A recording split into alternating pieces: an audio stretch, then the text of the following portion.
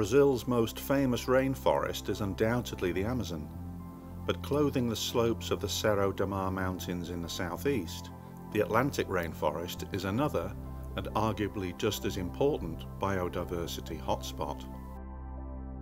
Within the Cerro de Mar range north of Rio lie the Cerro de Ogawas mountains, with its highest and some of the most spectacular peaks.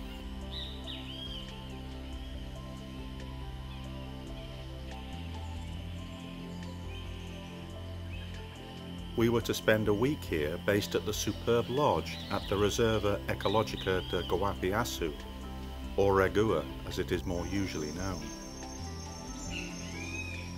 The reserve protects over 9,000 hectares of Atlantic rainforest in the Guapiaçu River basin to the northeast of Rio. Over 3,300 trees have been planted in the last 10 years, and there are plans for more land to be purchased and reforested. With the mountains in the background, the lodge gardens offer a gentle introduction to some of the local wildlife. Sugar water feeders attracted glittering throated emeralds. The iridescence on the throat of the male usually remains hidden. Females are slightly duller. Violet-capped wood nymphs were the commonest species of hummingbird here.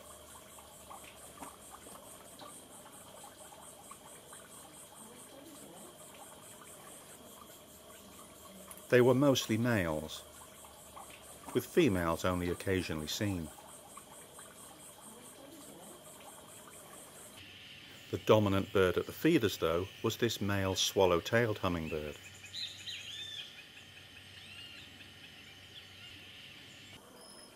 It had a favoured perch from where it could scan the gardens, ready to chase away any trespassers. There was also the occasional appearance of a female white-chinned sapphire.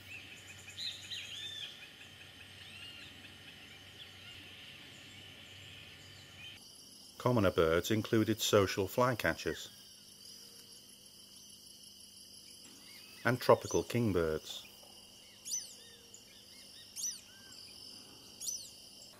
Squirrel cuckoos sometimes visited the trees around the garden.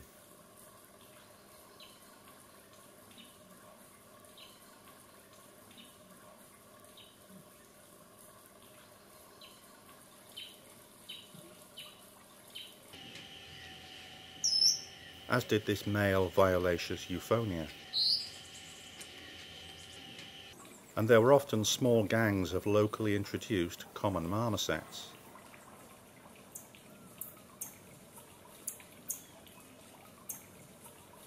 They particularly enjoyed feeding on the lodge's banana crop.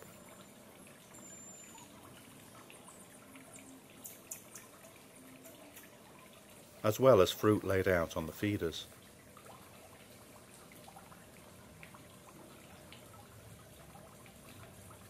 Down near the administration buildings was a roosting whistling heron. They are a bird of fields and pastures rather than lakes and marshes. This tropical screech owl was one of 3 roosting in the same area at dusk.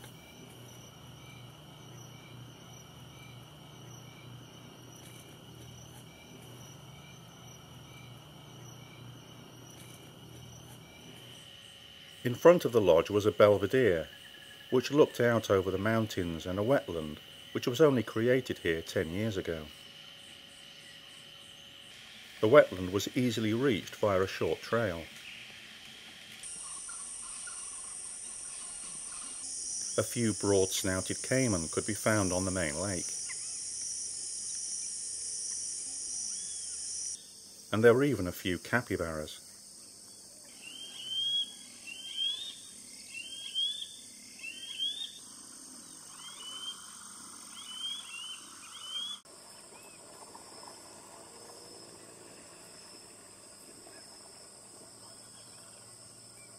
The main attraction, however, was the extensive bird life, including large numbers of common gallinules.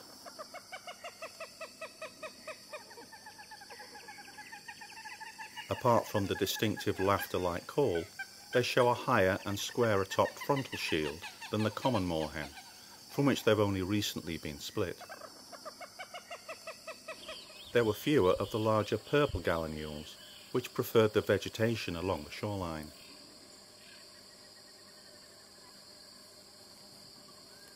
The brown upperparts on this individual show it to be an immature. Wildfowl included these Muscovy ducks. Plumage variations suggest they are a family of 2 adults and 2 juveniles. There were also Brazilian teal.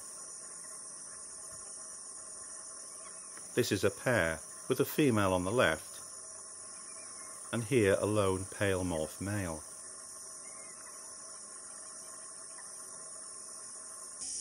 The trail continued around the lake and revealed more water birds. These included small roosts of neotropical cormorants. They're sometimes referred to as olivaceous cormorants. Like this individual, most were adults in non-breeding plumage. A young male anhinga.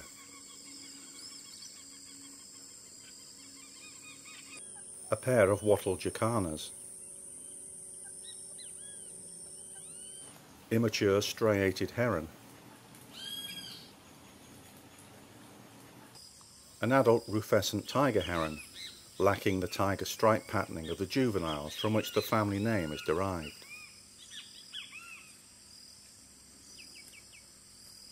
And even a few skulking rufous-sided crakes.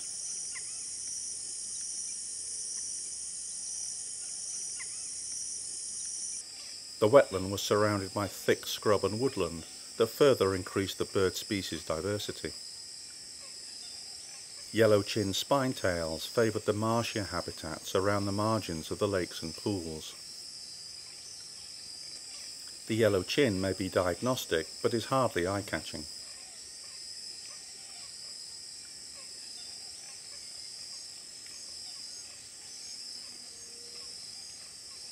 This one was at its nest site.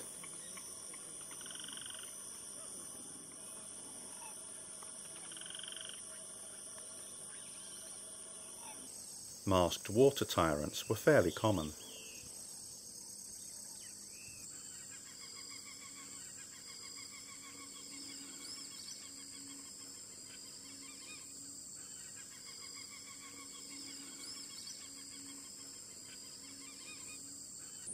There was also this aptly named white-headed marsh tyrant.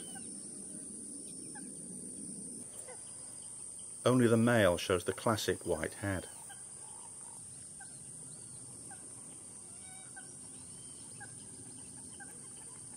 Roving flocks of smooth-billed arnies.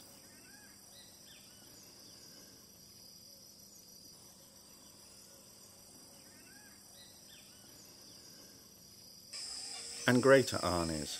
The white eye is an easy means to distinguish them from smooth-billed. Plus black-capped Donychobius.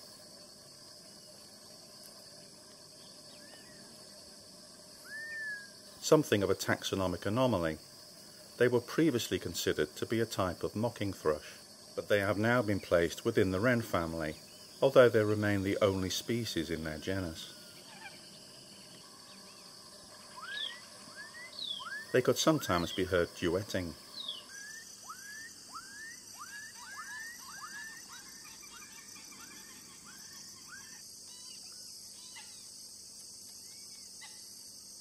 Green kingfishers were the commonest kingfisher here.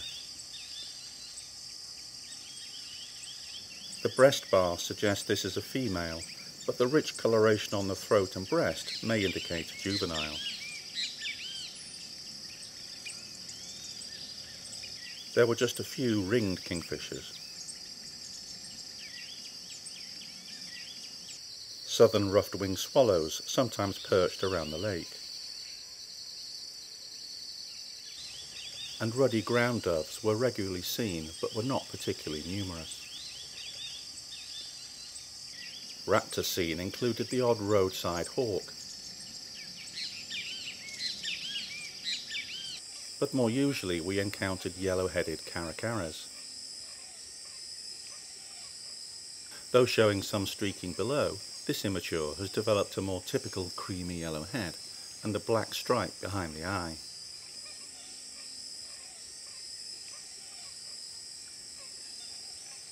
Though still showing a black eye stripe, younger juveniles show much more extensive streaking across the underparts.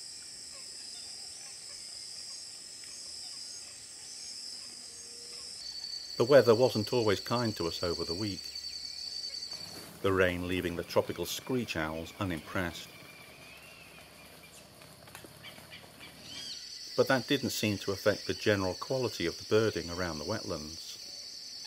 An array of flycatchers included yellow-bellied Elenia,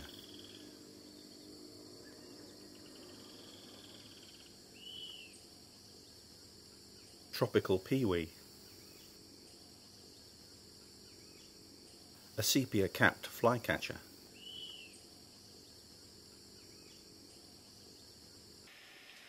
a planalto pteranulate, one of a number of small and relatively drab tyrant flycatchers, and probably best identified by its call.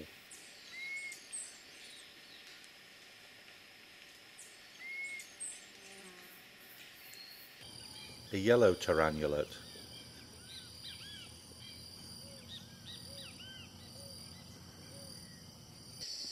a smart grey-hooded flycatcher, endemic to this region,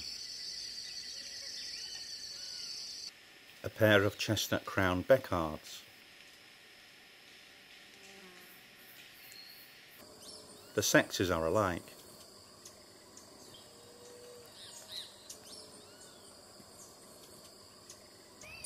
a diminutive and hyperactive yellow-lord toady flycatcher, another regional endemic,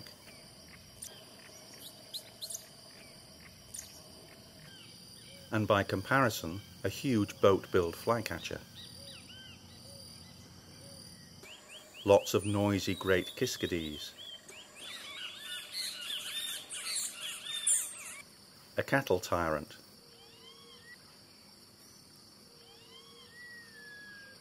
and of course tropical kingbirds, here with a pair of saffron finches, and here with a rufous-bellied thrush. Another typical bird of this area. Tanagers and their allies were not particularly numerous here, but we did see a few stunning male Brazilian tanagers.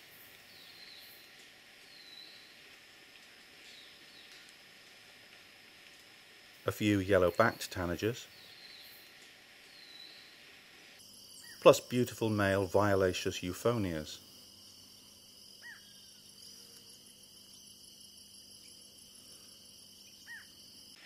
Unfortunately rather silhouetted blue dacnys, here the black-throated blue male, and here the blue-crowned but otherwise green female.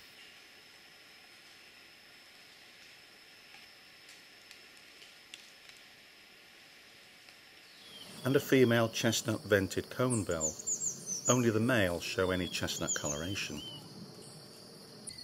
Also seen around the wetland trails was this obliging rufous-tailed jacamar.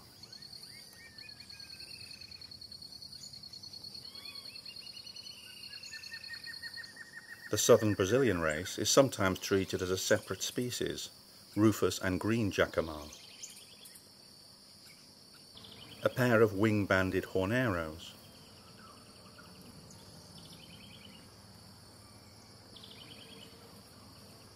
the very vocal chestnut-backed antshrike,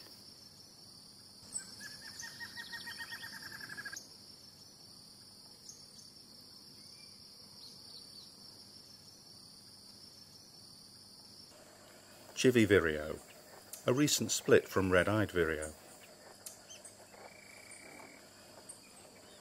more squirrel cuckoos,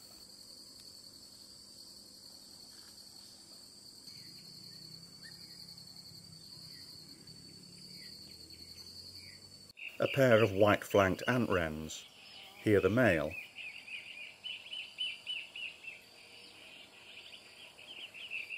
and the female.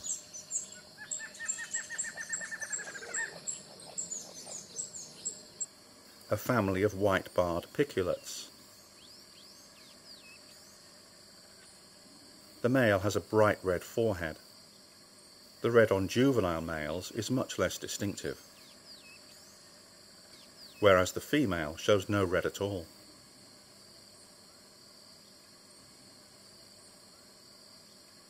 And last but not least, splendid white bearded manakins.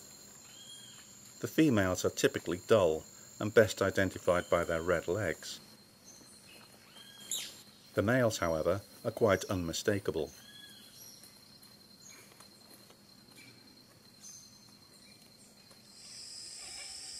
At dusk, the wetland hosts the spectacle of thousands of egrets arriving to roost.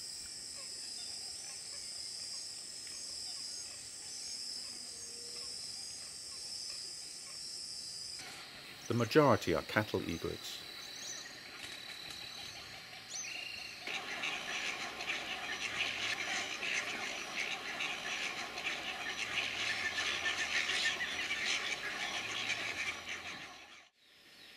On our last full morning, we explored beyond the wetland along the forested São José trail. We failed to see the elusive shrike-like tanager here, but our other main quarry proved relatively easy to find. An excellent regional endemic, the greater crescent-chested puffbird. Thankfully it turned round to reveal the crescent markings on the upper breast and then began calling.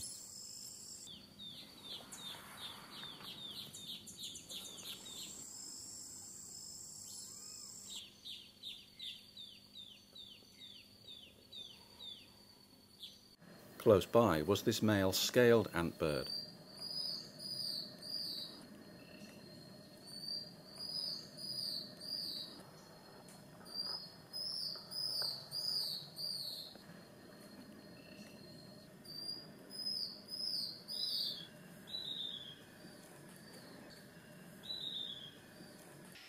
Soon afterwards, we found this long-billed wren.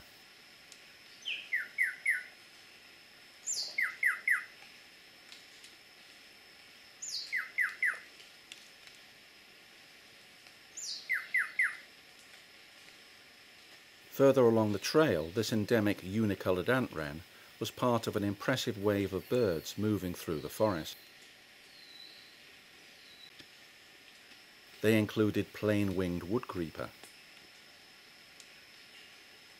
olivaceous woodcreeper, and lesser woodcreeper, plus red-throated woodpecker, another endemic, and a pair of just visible Pseudotoma slaty ant shrikes.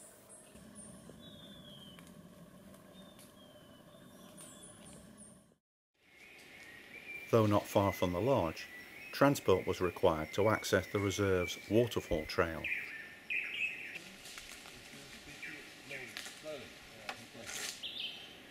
The calls of blue manakins rang out through the forest here, but they proved hard to see. And even harder to film.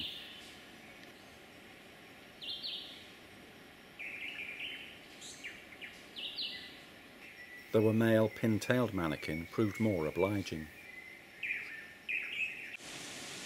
Although the weather was fine, the wind had begun to pick up, which hampered birding in the forest and on open ground, where we did at least get good views of this male yellow-backed tanager.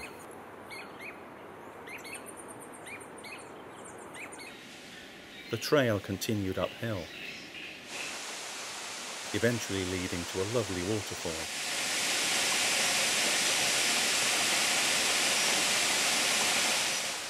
A scan of the surrounding trees revealed a perched but rather distant buff-bellied puffbird.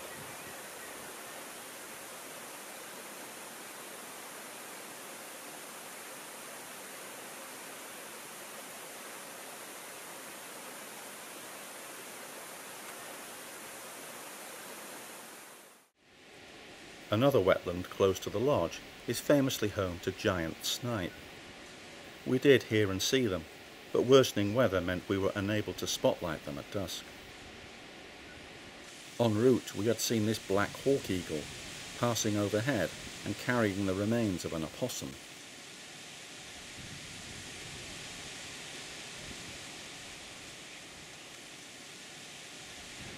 A pair of streamer-tailed tyrants were some of the starbirds on show around the marsh.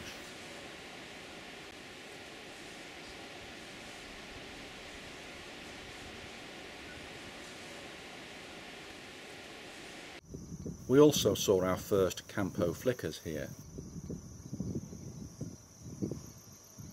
along with Rufous horneros, one of the commonest birds in open and agricultural habitats.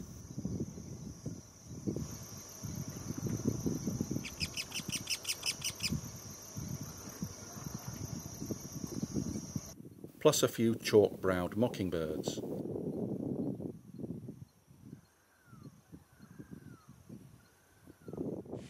And at dusk, a small roost of Picasuro pigeons.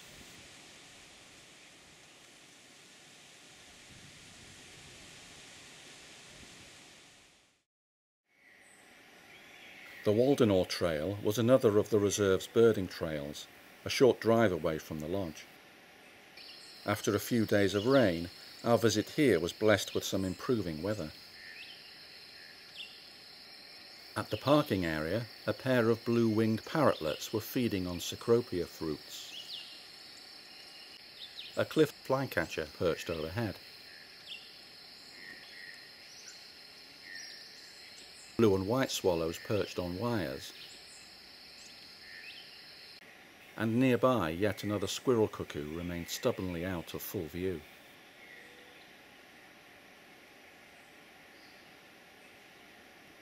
Our excellent guide Adelaide led us further up the trail's jeep track. Scanning the canopy revealed a party of white-thighed swallows.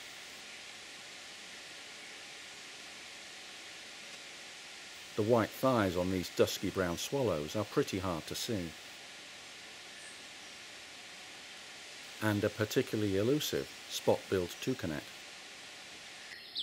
As the trail opened up, further scanning produced a trio of endearing yellow-fronted woodpeckers.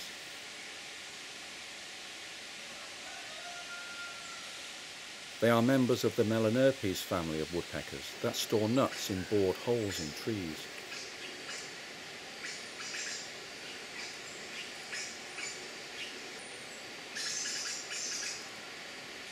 The male has a lovely red, yellow and black head pattern. The female lacks any red and shows an all-glossy black crown.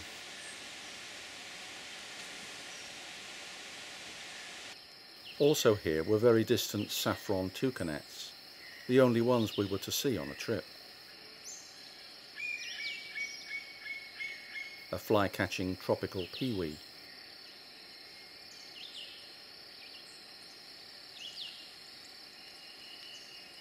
A sharpbill, and a very photogenic pair of plain parakeets, endemic to southeast Brazil.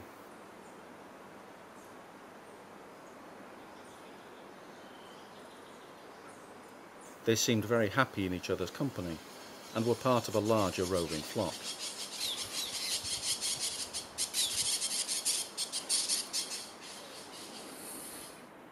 As we reached the top of the trail, we came across a fruiting tree full of feeding tanagers. There were sparkling green-headed tanagers, actually greener on the back than they are on the head.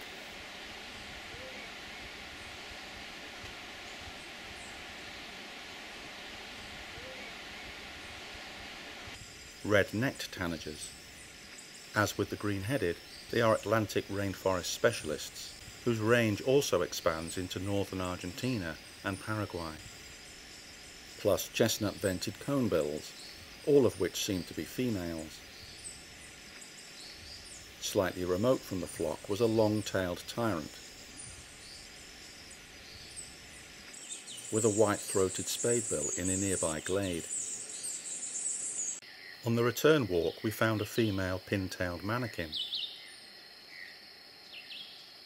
best identified by its grey face and orange eye.